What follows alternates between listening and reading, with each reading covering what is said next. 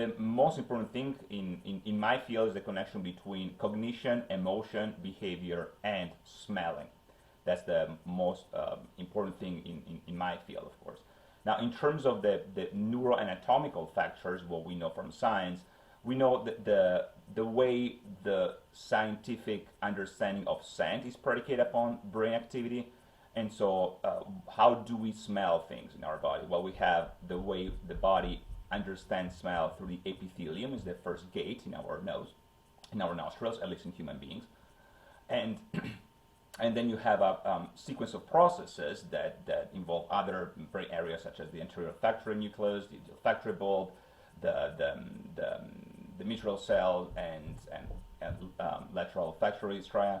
And so all these involve standard neurological procedures. So there is a depontiation, there is an action potential, there's axon function, there's plenty of receptors, millions of receptors, in fact, in the epithelium.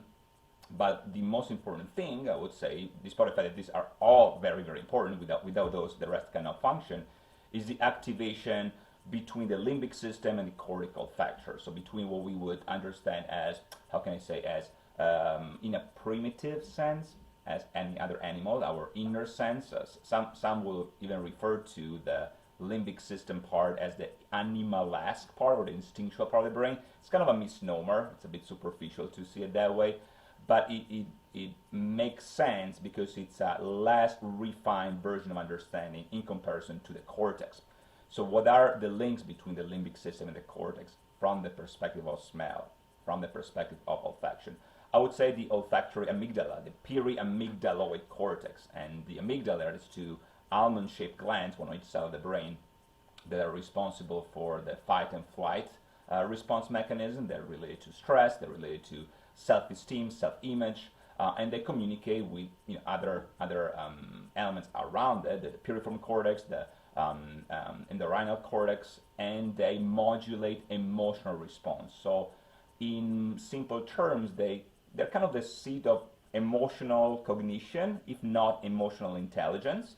So they allow us to sense something before we rationalize it. Now, these are not independent, of course. They're still connected with the rest of the cortex, with the mesodorsal thalamic nucleus. But this is important because olfaction, for the most part, skips the thalamus. And so it doesn't really have to be encoded the same way as other senses are. And so this is beneficial, especially in my field, with neuroscience, psychiatry, psychology, because some people might understand what they need to do, in other words, how they need to change their thought process, but just because you understand it here, you don't understand it here, so to speak. You know what you need to do, but it doesn't mean you're going to follow with that.